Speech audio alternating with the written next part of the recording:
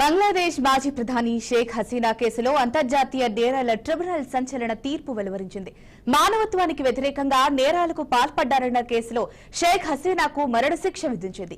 గతేడాది షేక్ హసీనా ప్రభుత్వానికి వ్యతిరేకంగా పెద్ద ఎత్తున ఉద్యమం జరిగింది. దీంతో ఆమె కట్టుబట్టలతో భారత్కు పారిపోయి వచ్చేశారు. ప్రస్తుతం ఢిల్లీలో నివాసముంటున్నారు. హింసలో దాదాపు 1400 మంది మరణించి ఉండవచ్చని ఐక్యరాజ్యసమితి ఫిబ్రవరి నివేదికలో పేర్కొంది. ఈ నేపథ్యంలో హసీనాకు మరణశిక్ష విధించాలని చీఫ్ ప్రాసిక్యూటర్ మహమ్మద్ తాజుల్ ఇస్లాం డిమాండ్ చేశారు. దీనికి సంబంధించిన పూర్తి సమాచారాన్ని మా అవుట్పుట్ ఎడిటర్ వెంకట్ అందిస్తారు. చెప్పండి, దీనికి సంబంధించిన పూర్తి అప్డేట్స్ ఏంటి?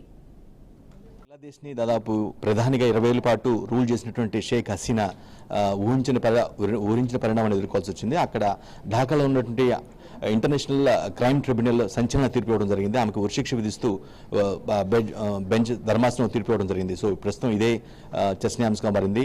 ప్రపంచవ్యాప్తంగా అంటే ఒక ప్రధానిగా ఒక దేశానికి 20 ఏళ్ల పాటు పాలించిన వ్యక్తి ఉరిశిక్షను ఎదుర్కోవడం అనేది చాలా అరుదుగా జరుగుతూ ఉంటుంది. సో అటువంటి పరిణామం షేక్ హసీనాకి ఎదురైంది.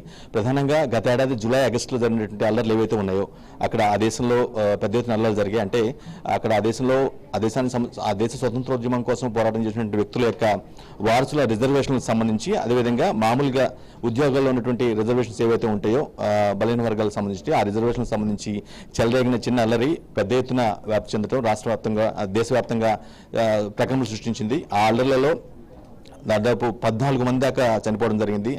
అఫ్కోర్స్ అంటే దానికి కారణము ఈమె అప్పటి ప్రధానిగా ఉన్నటువంటి షేక్ హసీనానే కారణమని ఇప్పటికే కారణమని ధర్మాసనం అంటే అక్కడ ఏదైతే ఇంటర్నేషనల్ క్రైమ్ ట్రిబ్యునల్ ఉందో అది అభిప్రాయపడింది. ఆ జడ్జి కూడా స్పష్టంగా తన తీర్పులో వెల్లడించడం జరిగింది. క్రైమ్స్ అగైన్స్ట్ హ్యూమానిటీ అంటే మానవత్వానికి వ్యతిరేకంగా ఆమె ప్రవర్తించారు. అడ్డగోలుగా అన్యాయంగా మారణాయుధం ఎవరైతే నిరసన జరుపుతున్నటువంటి వ్యక్తులపైన మారణాయుధాలు ప్రయోగించడంతో పాటుగా కాల్పులు జరపడం, ఆ కాల్పులు జరిపించడానికి కారణం కూడా షేక్ హసీనానే. కేవలం ఆమె మాత్రమే ఆమె ప్రధాని హోదాలో ఉండి వాటిని కంట్రోల్ చేయలేక చనిపోయినా పర్లేదు ఆపాలి, ఏదైతే నిరసనలు ఏవైతే ఉన్నాయో అవన్నీ కూడా ఆగిపోవాలి అంటూ బలమైన ఫోర్స్ఫుల్ ఏదైతే ఆదేశాలు ఇచ్చారో వాటి వల్ల ఇదంతా జరిగింది. సో ఖచ్చితంగా ఇది మానవత్వం మీద జరిగిన దాడిగా అభివర్ణిస్తూ జడ్జి తీర్పు ఇవ్వడం జరిగింది.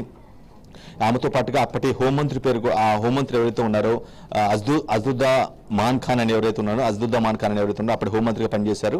ఆయనకు కూడా ఉరిశిక్ష విధిస్తూ తీర్పు ఇవ్వడం జరిగింది. అదేవిధంగా ఎవరైతే అప్పటి మాజీ పోలీస్ చీఫ్ అధికారి ఉన్నారో అంటే ఆ సమయంలో పోలీస్ అధికారిగా ఉన్నటువంటి చీఫ్గా ఉన్నటువంటి అదూరి అల్ మమూన్ కూడా 5 ఏళ్ల జైలు శిక్ష విధించడం జరిగింది. సో ప్రధానంగా వీరిద్దరికి అప్పటి ప్రధానికి మాజీ ప్రధాని షేక్ హసీనాకి, అదేవిధంగా అప్పటి పోలీస్ బాస్ ఉన్నటువంటి హోంమంత్రిగా ఉన్నటువంటి వ్యక్తి ఎవరైతే ఉన్నారో వారికి ఉరిశిక్ష, మరో పోలీసు చీఫ్ అధికారికి ఇది 5 ఏళ్ల పాటు జైలు శిక్ష ఇవ్వడం జరిగింది. ప్రధానంగా అయితే ఈ తీర్పు ఏదైతే కోర్టు జడ్జిమెంట్ ఇచ్చిందో ఆ తీర్పుని పూర్తిగా హసీనా కండెమ్ చేస్తున్నారు. ఇది అన్యాయంగా పక్షపాతంగా వచ్చినటువంటి తీర్పు, ఇది కుట్రపూర్తంగా జరిగిందని ఆమె వెల్లడించడం జరిగింది.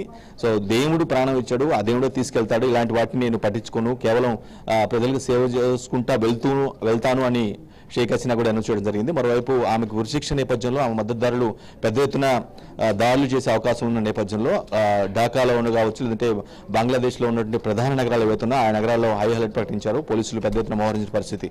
అంటే తమ అభిమాన నేత మా ప్రధానికి పనిచేసిన వ్యక్తిపైన ఈ విధంగా ఉరిశిక్ష వేస్తారు, ఇది కక్షపూర్తం అంటూ ఒకవేళ ఆమె సపోర్టర్స్ కావచ్చు, లేదంటే ఆమె పార్టీ సపోర్టర్స్ కావచ్చు పెద్ద ఎత్తున ధర్నాలు ఆందోళన చేసే అవకాశం ఉంటుంది కదా, వాటిని కంట్రోల్ చేయడంలో భాగంగా ముందస్తు జాగ్రత్త చర్యలో భాగంగా చాలా పెద్ద ఎత్తున చర్యలు కూడా తీసుకోవడం జరిగింది. ఏదైతే షేక్ హసీనాకి విధించిన శిక్ష మాత్రం ప్రపంచవ్యాప్తంగా చర్చనీయాంశమైంది.